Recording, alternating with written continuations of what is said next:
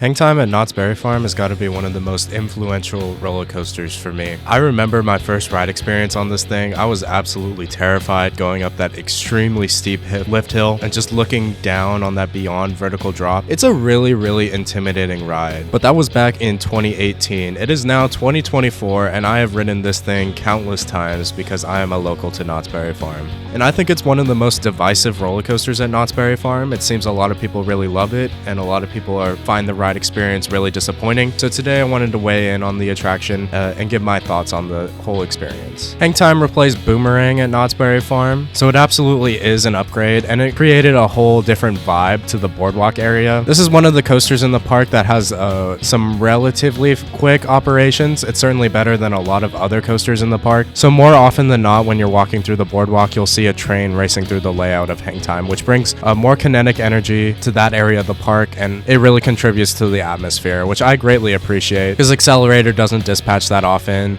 Supreme Scream, more often than not, is not running all three of its towers. The Sky Cabin only goes up once every so often, and the other attractions are smaller scale in the boardwalk. And of course at night, Hangtime looks great, and that's pretty famous. That's well known by now. They always have a light show going on with Hangtime. More often than not, they have a tracer light, so when a train is racing through the layout at night, they'll have the lights follow the train, which is really cool. When that's not happening, they have a program light show to go with some music. Usually that's for Christmas time, but it does look great. Hangtime seats 4 riders per row in 4 different rows. It does have a seatbelt and a lap bar. The seatbelt is just like the seatbelt on Accelerator, and the lap bar is a clamshell, so it's designed a lot like a B&M clamshell, but the major downside about these restraints is that they come down really hard on you during the layout. So you can dispatch with like an inch or two of airtime room, but during the first valley, that restraint is going to crush your legs. It doesn't hurt, it's just really annoying. Like, it does take a ton of effort to hold up these restraints. I've done it a couple times, and honestly, it just takes up so much energy that it's hard to enjoy the ride experience, so I just never do that, even though one of the best airtime moments on the attraction is towards the end of the layout. I'm kind of getting ahead of myself though, because after you dispatch, you're going to go straight up this vertical lift hill. This thing is very intimidating, as I mentioned earlier. I think I've only been on 3 vertical lift hills, and this is the only one that I've been on with lap bars. So you feel very exposed, especially in the front row. It's kind of terrifying. And another thing is when you're rolling out of the station, it looks like it's just a wall staring back at you. So I remember thinking that that's insane that we're about to go up this lift hill because it's literally just a wall staring back at you. So it's crazy to know that you're going to go straight up that thing. Also, when you're right at the base of the lift hill, looking up, the ride looks way taller than it actually is. I think that's just because of the perspective. The roof of the station also covers part of it, so when you're rolling out, it's like it takes a lot of effort to look all the way up to see how high you are gonna go, which is really crazy. Like, I've been on a few giga coasters, but from the base of the lift hill, just because of the steep angle, it looks like Hangtime is taller because it's just that intense of an angle. It's insane. If you've been on Mystery Mine or SpongeBob at the Mall of America, those lift hills feel much more secure because of the over-the-shoulder restraints, but this one is a totally different vibe. It also helps that the seats are angled backwards, so it's not like you're lying down normally. It feels like you're falling out, which is really creepy. It's unsettling, especially for first-time riders, so you get a lot of great reactions from your train. I like to put my hands up because I'm used to this sensation because I've been on this ride so many times, so that's really cool. Once you reach the top, you have a nice view of Knott's Berry Farm, and here's where part of the controversy with Hangtime comes into play. There's been a lot of discussion about this ride and how it was marketed, because Knott's Berry Farm claimed that this was the first dive coaster in California, even though dive coasters are traditionally built by B&M. Personally, I consider this a dive coaster, and in all honesty, it's more of a dive coaster than B&M dives because every row on Hangtime feels that extreme angle, while on B&M dive coasters, it's only the front row that gets to look over the drop. And another thing is that off-ride, it really doesn't look like it's that steep, but when you're on the ride, it feels like you're gonna fall out. I mean, obviously the restraint is holding you in. You are looking down and it feels very steep. Like, honestly, the holding brake on Hangtime is probably steeper than the drop on Ghost Rider, which is pretty crazy. And obviously the drop itself is an awesome airtime moment.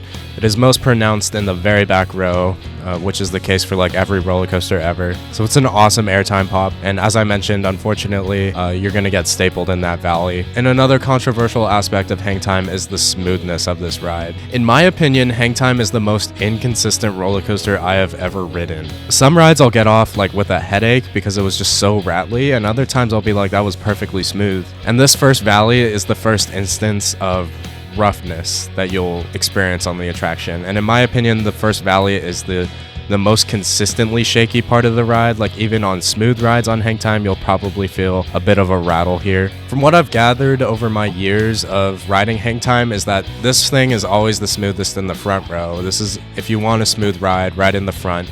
If you do get stuck in rows 3 or 4, try to sit in a middle seat. So don't be on the edge seats. Try to take one of those 2 middle seats, but even then it's not going to be as smooth as the very front row. Sometimes one train will be riding better than another train. For a long time, the white train was smoother than the yellow train, but as of my most recent rides, both of them have been more consistent. They're about the same now, I would say. So after that, you're gonna curve up into this like double element looking thing. I don't even know if this thing has an official name, but the first half of it is like an elongated, twisted airtime hill that dives under itself. If this ride is running fast, if you get to ride it during Scary Farm or just late at night, like in the summertime, you might get some airtime in the front row. Rows 2, 3, and 4 don't have airtime at all, no matter when you ride it. And in row 1, it would be a very light pop, so it's not the most notable thing in the world. The transition down is pretty fun. It's not whippy, but it's just fun to dive under yourself like that. Not many coasters do it. One coaster that does do it is Monster at Adventureland, and that ride does it way better than Hangtime. That element is insanely underrated on Monster. It like whips you down there. That's probably one of the most underrated roller coaster moments I've ever experienced. That thing was insane. But after that, you're gonna curve up into the only Hangtime moment on this ride, which is this inversion. It's kind of like an elongated Immelman. Dive coasters just can't get away from Immelmans, which is kind of funny. It will be a Hangtime moment, but when the ride is running faster, it'll obviously be less sustained. But if you do get a morning ride, it'll have decent Hangtime, like pretty decent Hangtime. That being said though, there are plenty of inversions at Six Flags Magic Mountain that have way better Hangtime than this element on Hangtime. And this is the only element on Hangtime with Hangtime. After that, you're gonna dive down and back up into this corkscrew. It's really weird how this thing is profiled. It's like very tall, so it's very bizarre. Also, the top of it has a very noticeable jank to the side, like front, middle, back. You're gonna feel that jolt. It's not painful because of the lap bar. It would probably be a headbanging moment if this ride had over-the-shoulder restraints, but it is still a weird jolt, and that's had it since this ride opened, so it's not like it developed this jolt. So something must have gone askew with the manufacturing of this element, so that's kind of bizarre. But it is a pretty forgettable inversion. Like there's nothing special about it. The only thing notable about it is that weird jolt at the top while you're upside down. Then after that, Knott's claims you go into a cutback, but this does not feel like a cutback at all to me. It feels like a normal overbank. Pretty boring. You just kind of coast through it. The best thing about it is that you have a great view of it from the queue, so looking up at it can be really fun, especially at night, of course. And then you're gonna dive down into probably the most powerful airtime moment at Knott's Berry Farm. This like double down thing over the entrance is insane. It's not very sustained, and as I mentioned multiple times, you will be stapled for this moment, but it's very powerful. It's crazy. It's very fun. This is definitely one of my favorite elements at Knott's Berry Farm. But as I said earlier, I don't think it's worth holding up your restraint just to experience this moment with all of its airtime. I think you should just let the restraint staple you and experience it as it is. So that's the positive about the drop, is that you get to experience the drop not stapled. But those are the 2 key airtime moments on Hangtime. They're both very good.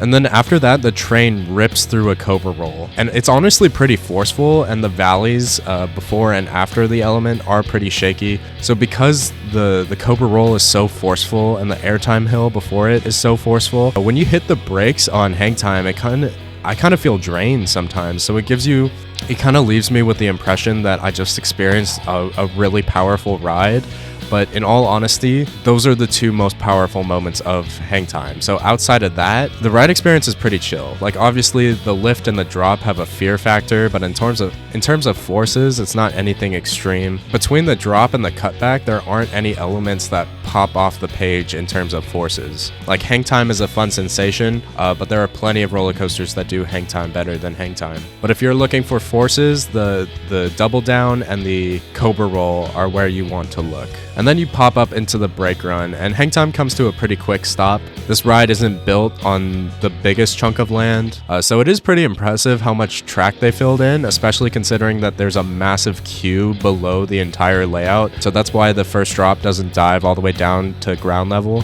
which is kind of a shame because, you know, the airtime would be more sustained if it got to go all the way down to ground level like Monster at Adventureland. Monster also has better hang time than Hangtime. There are multiple points in that layout where it feels like you're gonna fall out and die, like the finish loop or that corkscrew at the end, that like sideways banking hill. That 0G roll in that layout also has some decent hang time. I do prefer the drop on Monster because, as I said, the drop on Hangtime does not go all the way down to ground level while the drop on Monster does. So despite Hangtime's longer trains, Monster has an awesome drop, and they're pretty close in quality, but I would take the one on Monster. I did ride Hangtime in 2018, which is the year that it opened, before I rode Monster, but I've since been back to Adventureland a couple times, and I just love that layout, and just to see how much better it is than Hangtime does make me a little sad. But Hangtime is still an awesome ride. It is one of my favorites in the park.